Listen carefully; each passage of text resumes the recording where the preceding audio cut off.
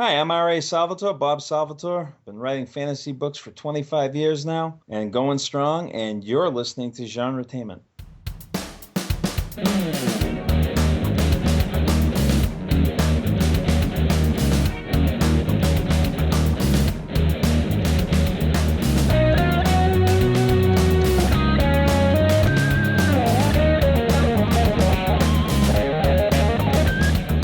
You're listening to GenreTainment. And here are your hosts, Marx and Julie. Hello, everyone. Welcome to GenreTainment. This is your co-host Marx, joined as always with co-host Julie. GenreTainment is where we talk about what's happening in the world of books, film, TV, and tabletop role-playing games. We give you interviews with writers, game designers, directors, producers, and actors in both independent and not-so-independent creations. On this episode, we have game designer and author Alexander Thomas. He is currently the Mutants Masterminds Line Developer for Green Ronin Publishing. He is also the author of the Titan City Chronicles novel series and executive producer for the Untold Stories Project. We talk all about those and more. Yes, we also talk about the upcoming Valiant Adventures Roleplaying Game, and he also shares tips on breaking into tabletop role-playing games and how to make your own tabletop RPG Actual play series. Lately, we've been talking a lot about Kickstarters, so I thought we should give an update on our Kickstarter, Fairy Tales, Folklore, and Fables Reimagined. We funded it! Woo! Yep, we hit our goals, including all of our stretch goals. If you're listening to this and want to learn more, we have a link in the show notes. You still might be able to make the late pledge stage, depending on the timing. Now, we had Dirk Manning on the last episode where we discussed his Kickstarter, Love Stories About Death, and we just wanted to let everyone know that his Kickstarter was also super successful, so congratulations, Dirk. And don't forget that you can not only listen to our episodes on Spotify and the usual podcast feeds, but also on our Cabot Crossing YouTube channel. We also have other fun stuff there like genre play and more. So check it out and be sure to subscribe if you would like to be notified of new videos. We also have a new Patreon, which is another excellent way to support our work and get bonus content for this show and others. A link to that is also in the show description. Now, let's get to our interview with author and game designer Alexander Thomas. Hi, Alex. Welcome to GenreTainment. Hello, thank you so much for having me. I'm very excited to be here talking about all the things. We're excited to have you too. I occasionally check out the M&M live stream on Mondays. It's cool to actually get to talk to you. Obviously, you're going to talk about lots of tabletop RPG stuff. But before we go right into what you're doing right now, let's just talk about, let's rewind back to your origin story and talk a little bit about how you got involved in role-playing games and then what led you to finally become a professional game designer. That's just because I write superhero RPGs. I've got to do an origin story. The trick. Yeah. So yeah, I've been a tabletop game designer since 2012. Officially, I started freelancing for Mutants Masterminds at Green Ronin Publishing after Origins that year. But I started playing role-playing games when I was 11 years old. My dad bought us the 3rd edition starter box, and we always got to watch him play with his friends, but he said, before you could play with me, you guys got to teach yourselves how to do it. So he got my brother and I the box. And we opened it up, found out that there was a role called Dungeon Master, and my friends forced me to do it, and I've been here ever since. But I started with D&D. I moved into other games like Call of Cthulhu, and Mutants and Masterminds was sort of my first real big passion, because I love superheroes. It's one of my favorite genres of all time, and the idea of getting to play that kind of character in a role-playing scenario just always fascinating. I started doing convention game mastering in 2010 at Origins, and in 2012 I sort of won the lottery. I was running M&M at the convention, and in those days the special guests of the convention got put into people's games by surprise by lottery. And they happened to put Steve Kenson, the designer of M&M, in my game. They came up 15 minutes before I was supposed to run it and said, "Hey, is it cool if Steve plays with you?" I was like, I guess that's fine. I had sort of a half-remembered episode of Justice League Unlimited and the pre-gens and a synopsis to work from, but he had a great time. He played Deadshot in a Suicide Squad game where they had to invade the Justice League Watchtower, and they wound up fighting a Meso, and Steve Kenson got to kill himself, and he had a great time. I love Suicide Squad. That'd be fun. Oh, it's such a good convention game, especially a convention game. But he had a good time, and afterwards I asked, "Hey, it looked like you had fun. I have always wanted to get into this business. Do you know if you guys are hiring writers or anything?" And he got me in touch with his editor, John Lythauser, who gave me a writing test, and I was a freelancer there for 10 years. I started running actual plays on YouTube, and the line developer after John Lythauser, Crystal Frazier, joined in one of our actual plays, and she asked me to be her assistant line developer after that. And then when she moved on to Wizards, I was promoted to the full line developer of the game. So it's been a wild journey from start to finish. Nice. Nice. Yeah, I think Crystal was on this show a few years back. So Oh, I love Crystal. She's the best. Now, what are some of your favorite tabletop RPGs out there? I will save Mutants Masterminds because I'm biased about it. Yeah, I was But going to say you're going to have to say that one. yeah, not that one. No. I mean, it's genuinely my favorite. I use it to run superhero stuff. I use it to run Fallout, Star Wars, pretty much anything where the heroes are expected to be larger than life and awesome. I lean on M&M just because you have so many tools to have that sort of power gaming. I've played a lot of 5e. Right now, I'm just getting into Wrath and Glory, the new Warhammer 40k RPG from Cubicle 7. Mhm. I've been enjoying that just because I started playing Warhammer 40k back in February because I hate having money. And what else am I playing right now? Played a lot of indie games too. I like a lot of like Honey Heist and Crash Pandas and Goblin Quest, a lot of good sort of pamphlet games. Mhm. And I just picked up at Origins this year. I picked up Like a Crow, which is a solo RPG. And I've been really sort of digging, trying to learn how that works. Yeah, I've been curious about solo RPGs. I've been seeing that more and more now, and curious trying it out. Yeah, a lot of people have been asking how to play M&M solo, so I figured if I'm going to try to tackle that problem, I should do some research and see how other people are Yeah, approaching it. I don't know what the difference between running a solo RPG and writing a book is. I don't I know. don't know. I don't know. I Yeah, haven't I played haven't enough tried it. either, but that would feels be a like great market for Eminem to crack into a little bit. yeah, So feels like journaling with D20s. I don't know. it does. I think that's what it really is. It's just, to me, it's like to me, it seems like it would be great training wheels for to become a writer. To hmm like kind of develop your writing skills. Yeah. Some of the ones I've been looking at, there's some really cool ways of generating the twists in the story, so you don't know what's going to happen as you are progressing through it. Like Mhm. there's charts that you'll roll on, and it'll be a vague change in the story, like somebody betrays the main character, or unexpected ally joins the fray, and then you have to add the creativity based on just that little prompt. Which is pretty Oh, cool. really? Yeah, I've seen like an Oracle type system and other stuff hmm that help create that random generation. And it's cool. I don't think you mentioned it, but you wrote you're writing a novel series. You have Titan City Chronicles set in the hmm 1930s. First book, Magician's Sin, is available for purchase. I did buy it a while back.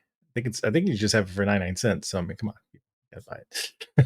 Yeah, But the Kindle version's it's nice and cheap. I'm also on Kindle Unlimited, so if you have that membership, you can read the ebook for free. I think is a cool service Amazon provides. yeah, Yeah. can you tell us a little bit more about that novel? Yeah. So the Titan City Chronicles is it is a fantasy noir series of books. It takes place in a world where the existence of magic was revealed in 1907 to the public, and they've been dealing with it to the best of their ability for the last 18 years. And to the best of their ability, I mean in a J. Edgar Hoover sort of way. There's a Department of Monsters Affairs. There are basically regular people just trying to coexist with monsters and magic users, trying to figure out what the new status quo is. The Magician's Sin is the first book in the series, and it is the story of Anson Walker, who is a wizard turned monster hunter who has to rescue his ex-wife when she gets abducted by the mob. Her daughter comes to him and says, "Hey, my mom's in trouble, and I need your help to find her before this magical catastrophe takes place." And he's sort of a rude, hard-boiled anti-hero, and the daughter's sort of a cinnamon roll who sees the good in everybody, and they can't stand each other, but they both love her mom, so they got to make it work. So what made you set it in the 1930s? So the main character of the book was my first Mutants Masterminds character. Oddly enough, to bring things sort of full circle. But I was in a campaign I did not like how the GM ended his story, so I was like, I'm gonna write my own story with blackjack and all that fun stuff. Can I ask how it like generally ended that you didn't like about it, or like everybody died or Yeah. something? Or Uh, so I played up the Oh, whole like no. immortal grumpy wizard thing, and we we came across a scenario, and I was like, oh, it'd be kind of cool if this weird curse that everybody was involved in was part of my backstory. And instead of consulting with me about how it was part of my backstory, he decided that I was the one who cursed all the people to be stuck in their pocket dimension. And my character died by getting sucked into the pocket dimension when all the heroes solved the problem. Oh yeah, I it was took like, you. I'm not really the super villain type. I know I'm sort of grumpy, but John Yeah, Constantine's grumpy and he's not usually a villain. yeah. I don't like taking agency away from character. I like Hmm. that's the thing they should discuss with you and see if you're cool with that idea and doing that or not. But yeah. Yeah, especially with character backstory and as it affects. I didn't want to be that bad of a person. I was like, I had some anti-hero elements, but I always ultimately did the right thing. Hmm. So I had that idea for the character. He was an immortal, and the game was set in modern day. And I originally wrote his teenage backstory in a book that will probably never come out. It's the first novel I wrote from start to finish, and it was his life in the antebellum South before he was taken off to Avalon to be trained as a wizard and got embroiled into the big wizard civil war when the evil Merlin came back to try to conquer the world again. And I only just ultimately decided that that wasn't the most interesting part of his life, which sounds insane to say out loud. So I moved it ahead to the golden age of superheroes, basically the dawn of the age of superheroes in the 1930s. Because I wanted to pass his mantle as wizard off to the superheroes. So how the world changes when we go from sort of fantasy heroes and monsters and folklore into the sort of modern myths that we have today with costume crime fighters filling in the roles of demigods and things like that. I'm a big fan of DC Comics for that reason. Probably one of the first times I saw you on something. I can't remember if it was Mutants Masterminds or where. I caught you somewhere, and I could be misremembering this, but I thought you said something about how you used Eminem to help you out with some of the fight scenes in your writing and stuff. Is that it? Am I remember that That correctly? is that is something I've said. I'm trying to remember where I said that. I think it was on a podcast. Actually, it might have been on one of my earliest Eminem Monday appearances before I was involved officially with Green Ronin as a staff member and not just a freelancer. But yeah, when I get stuck on action scenes, sometimes I'll just make up stats for the characters involved in it in Eminem, and then I'll just sit them down and make them fight each other and see sort of how it plays out with the dice involved, so I don't have to make as many decisions. 'Cause decision fatigue is so hard as a writer. It's just as a human, I guess in the world today, you gotta make decisions all day long, but I decided that the thing I wanna do for fun and money is to make more decisions for people who don't exist. I thought that was really cool approach and kind of adds, I guess, like solo RPG. It's kind of using RPG tools to help you with writing stuff creatively. So I think I thought that was cool. That's why it stuck with me. Do you ever use Eminem or any tabletop RPG stuff any other time with your writing at all, your fiction? More skills I've picked up as a game master in terms of storytelling, being willing to hear an idea that sounds like it might be insane at first, and then saying yes and rolling with the consequences as the action takes on its natural course of things. I know there's an instinct for a lot of writers to be completely in control of what's going to happen. And there's an instinct for some game masters to try to be completely in control of what's going to happen. And one of the first things I try to coach people to break through is no plan survives first contact with the players.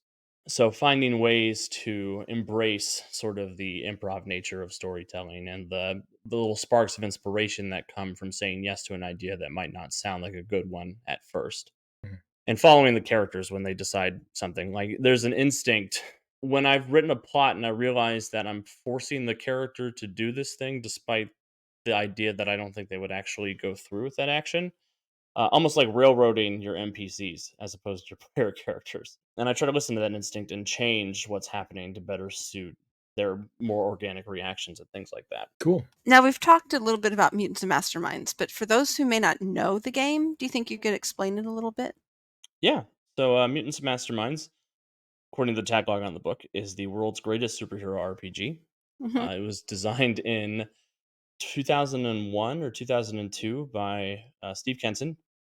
It is a D20 based superhero system that generates cinematic narrative action through its very simple D20 mechanic. It's one D20 game. Roll a D20, add a number versus a difficulty check. The higher you do, the better you do. The lower you roll, the worse you do. And it also has my favorite player currency in all of gaming. It's called the Hero Point. And the Hero Point can be used to do a lot of interesting things. You can use it to reroll a dice, but unlike other games, if you roll a 1 to 10 on your hero point reroll, you get to add 10 to it. So you're guaranteed to get a 10 to a 20, or 11 to 20 on the dice whenever you use a hero point reroll. So it almost never sucks to use.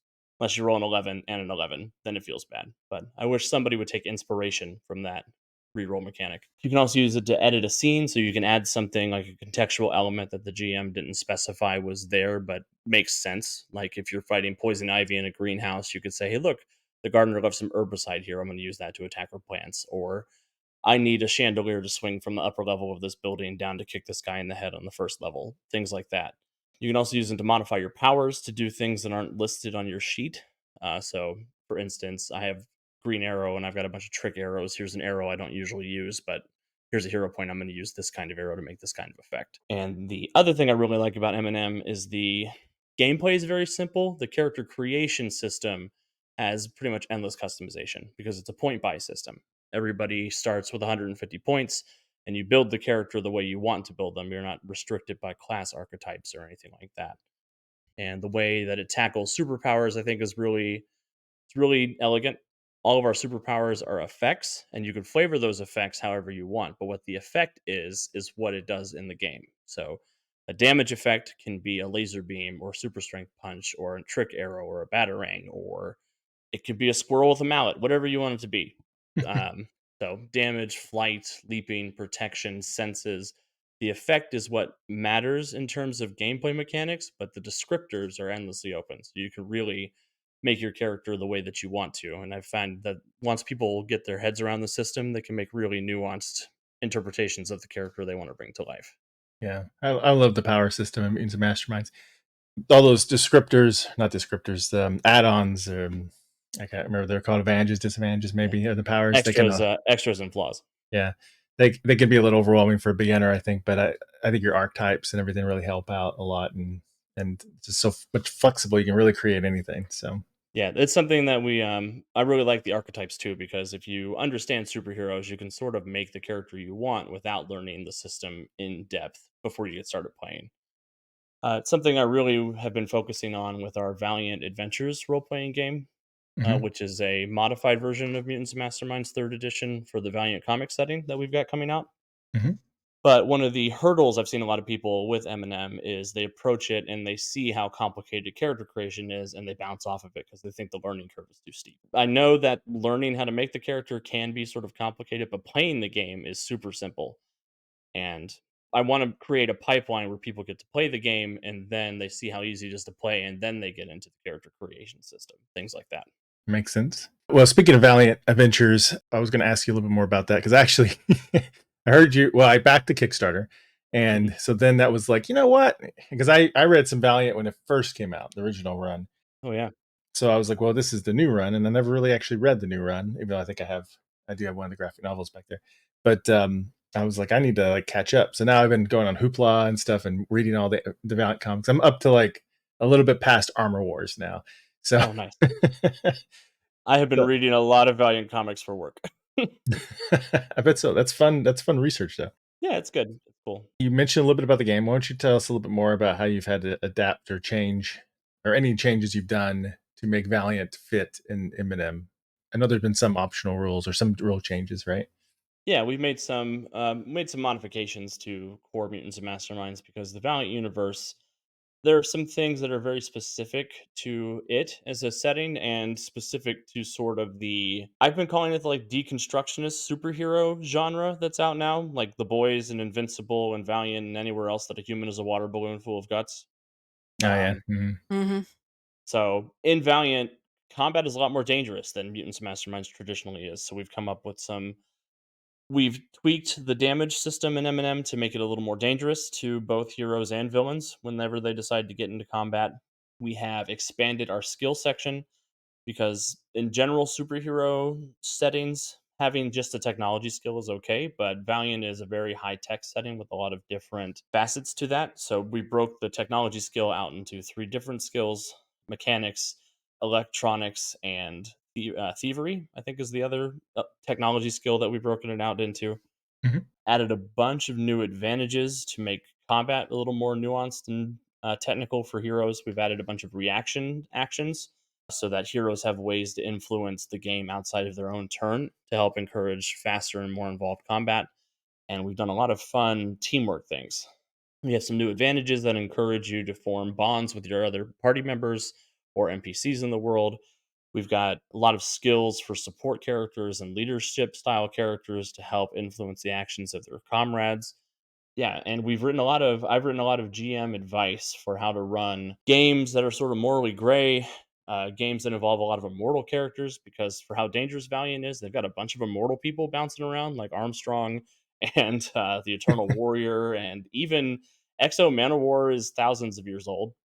So Yeah. like the nuance that goes into, okay, if all my players are immortal, what does that mean for me as a game master? How do I present challenges for that? How do I accommodate changing timelines and changing decades as my players go on in their adventures? Even into the dead side for Valiant, because there's a whole another realm of adventuring you could do in the afterlife in the Valiant universe if you head off to the dead side. So lots of just good advice for presenting a morally gray, slightly more realistic take on the genre. So lots of Mhm. good stuff to better reflect Valiant and Yeah, M&M. it's kind of ironic in a way because they're like it's very deadly, but then you have people like Bloodshot who are like probably the only person I can think of that has as good or better regeneration than Wolverine I know, or right? Deadpool. Yeah, Yeah, I'm like, man, you say that it's dangerous, but like, give Bloodshot a whole herd of cows and he'll be fine no matter what you throw at him. Like, yeah. He just needs protein. He needs protein yeah, shakes. Does that work? I don't know. I bet it would. I don't know. It has. I don't think it's come up in the comics I've been reading, but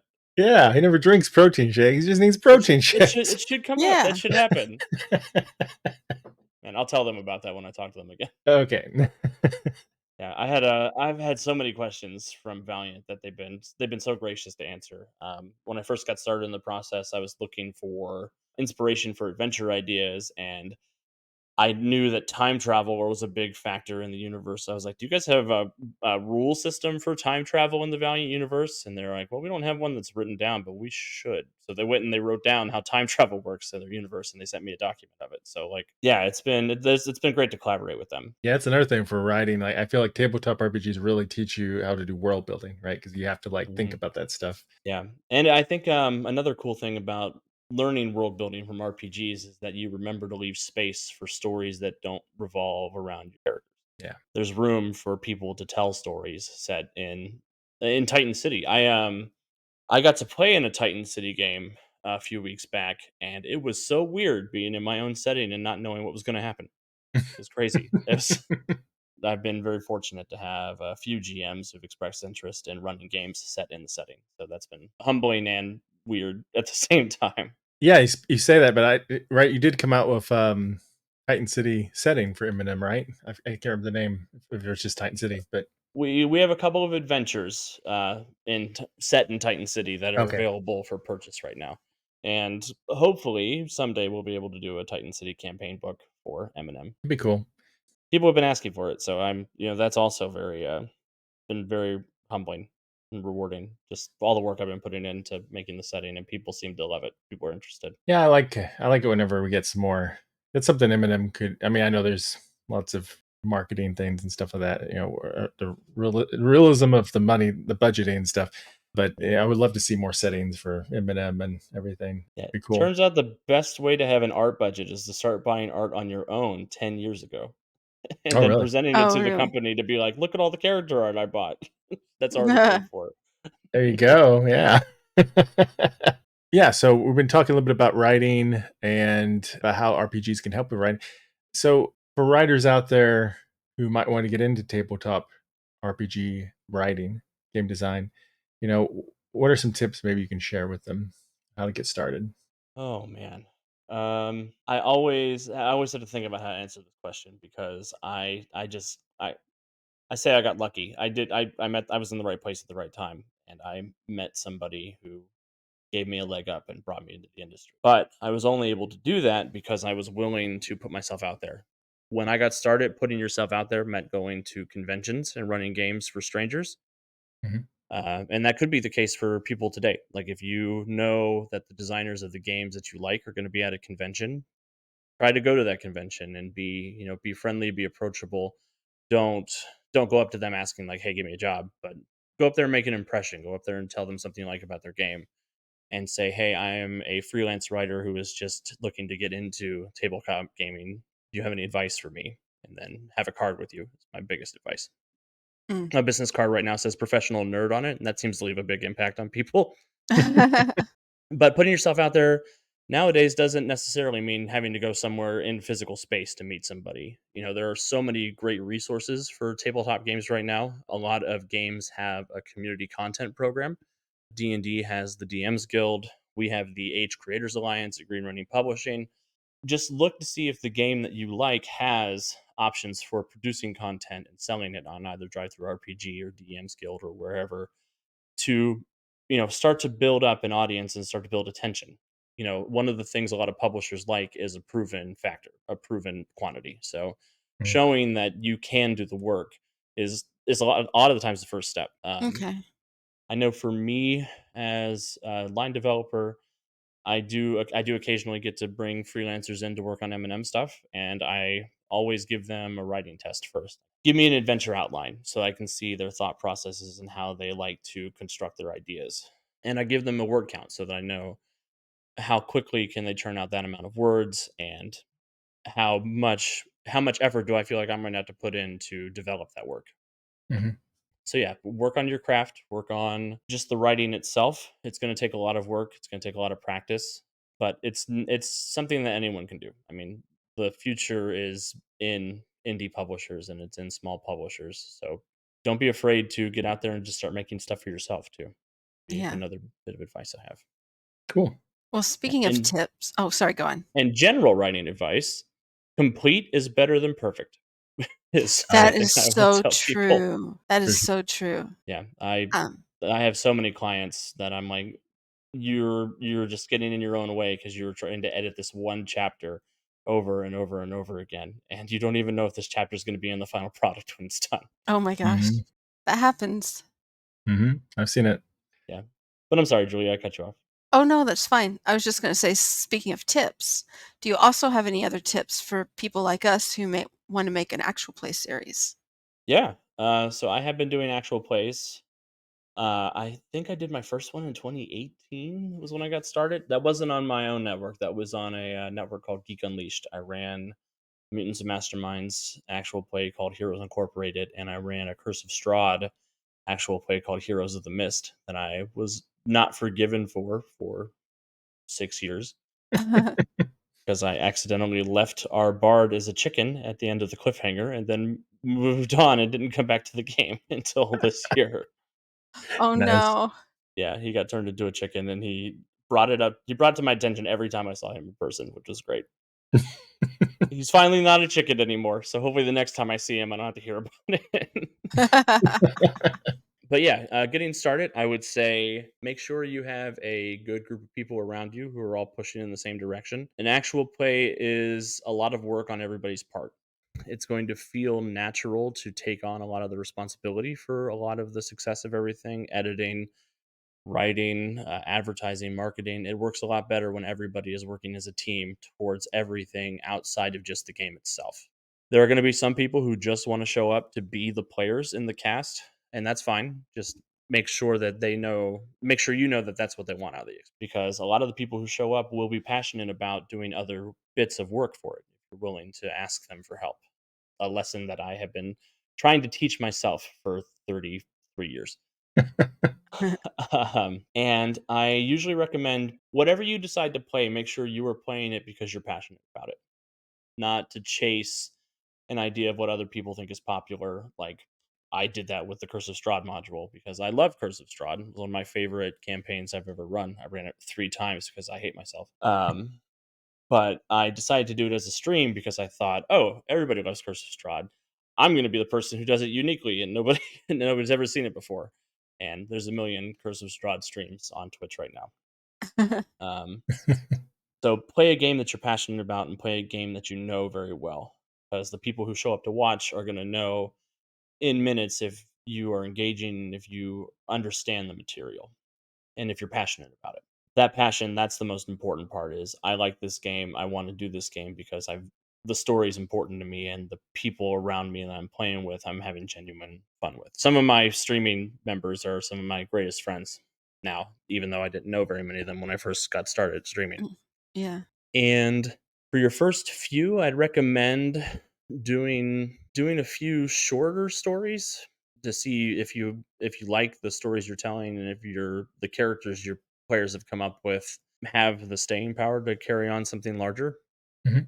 or to start thinking, I want to do something long, so when you sit down to do your session 0, you all are thinking the same thing, where we're going to go on this epic journey together, and I want to make sure all the players have something that I can pull on for storytelling purposes. Cool. Yeah, you should have Curse of Strahd.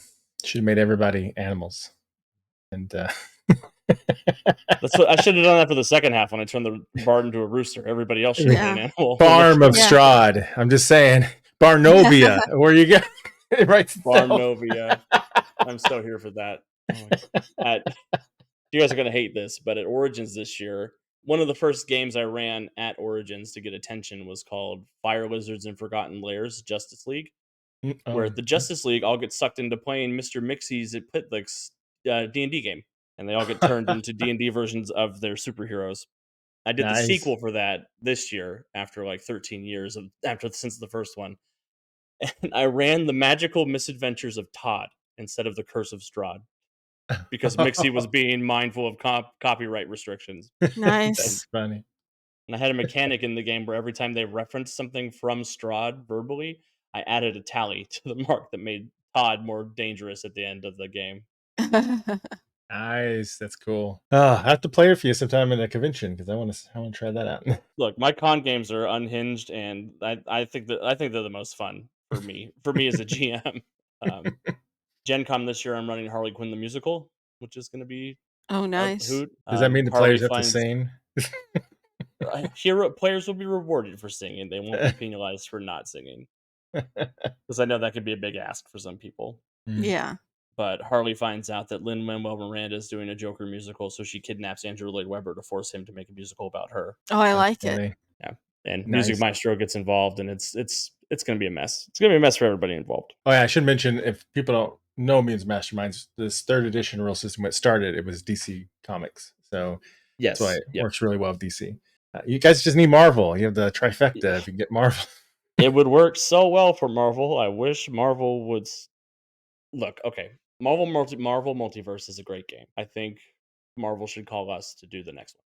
Yes, I agree. I agree. Start a petition. Yeah.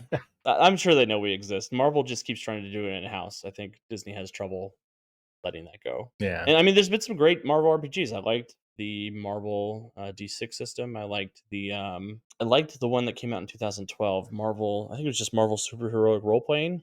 They did something cool where your heroes could either be solo heroes, duo heroes, or group heroes, and they got bonuses for interacting in certain environments. So you got a lot of cool interplay with how superheroes generally work in stories. That's neat. Yeah, I've only played the original. Actually, I'm Mhm. doing an actual play of a different group where we play the classic one. Called Marvel. Nice. They call it Marvel Galaxies. So, which is interesting, playing such a older game with the face rip system. So, Yeah, it's so it's interesting seeing how far we've come as RPGs. yeah, Just the way people's approach to games changes as the years go on. I think it's been moving a lot more towards the narrative aspect, and I jive with that. I like that a lot. I do too. That's always what I wanted out of RPG for a long time, and I'm glad it's been moving that way. I love Mutants Masterminds. Both Julie and I played it, but I also narratively like Monster of the Week, for example, and stuff too. So Yeah. I love Monster of the Week is fun. I love Monster of the Week's a lot of fun. yeah, It's a good one because you can create your characters and play a campaign all in one night. Yeah. I like that's Powered by the Apocalypse is the root engine of that. Is that right? Yep. Yes.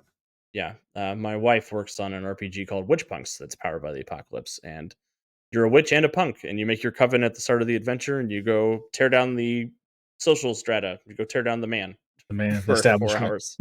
That's establishment. That's the word I was trying to think. I was like, there's a word for it, but yeah. Oh, that's neat. I haven't heard that one. I have to check it out. Yeah. It's very. I think they have a zine on itch.io. I'm not sure. I have to go double check, but yeah, they really like it. I really like it. Nice. All right, and and one more thing. You mentioned your actual play Untold Stories Project, right? Yes, Untold Stories Project. Yep.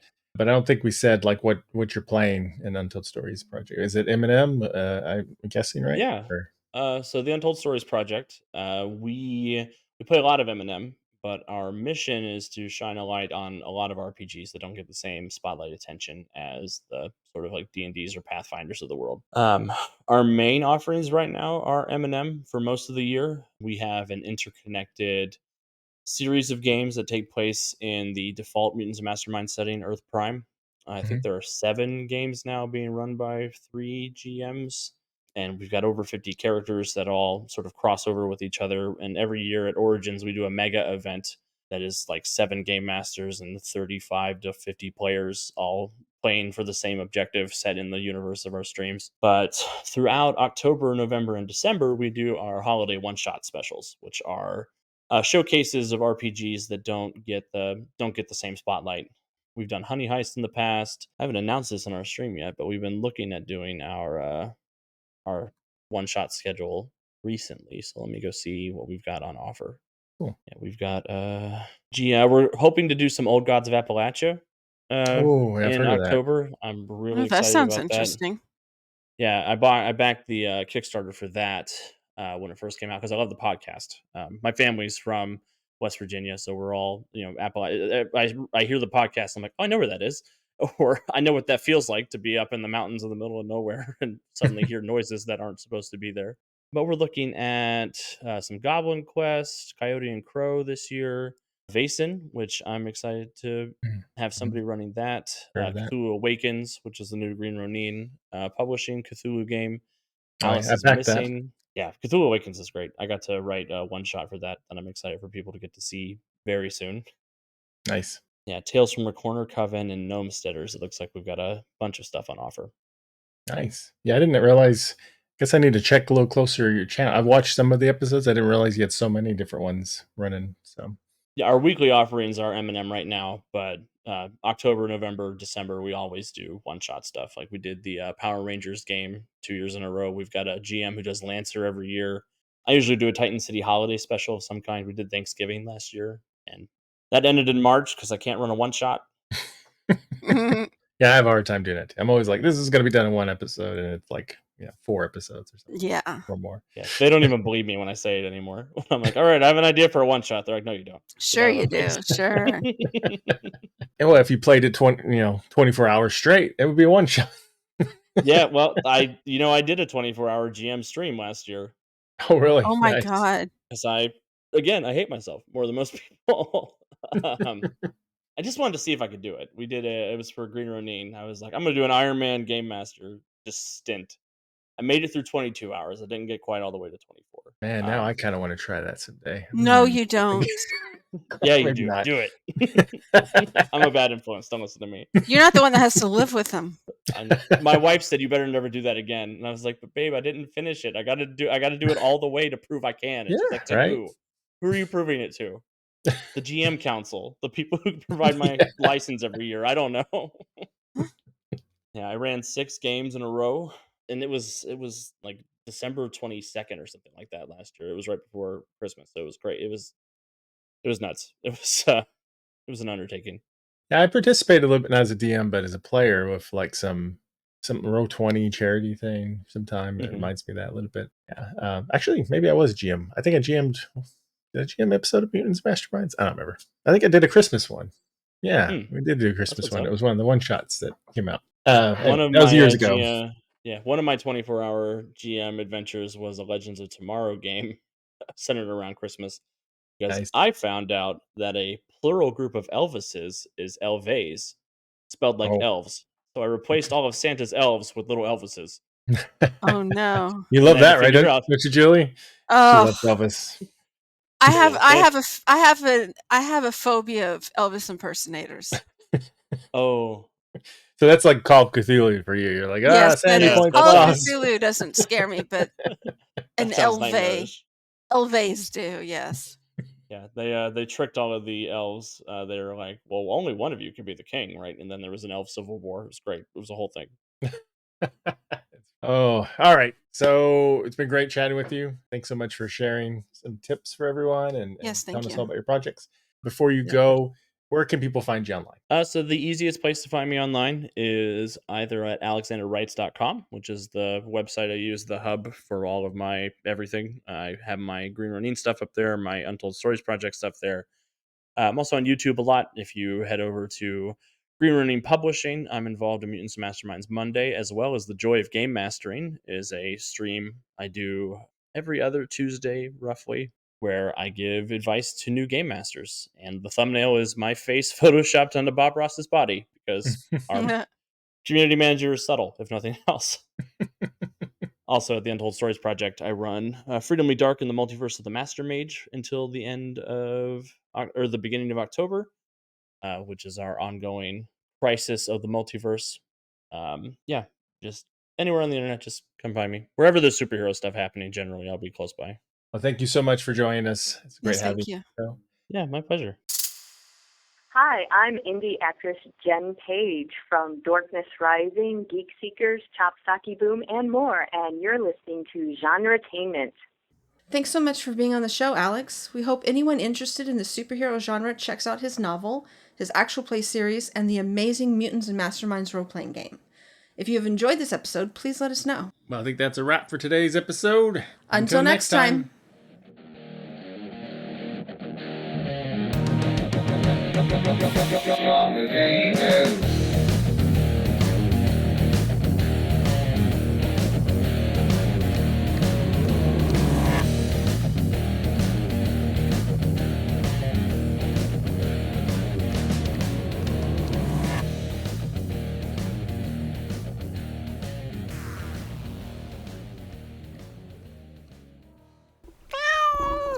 Bad monkey.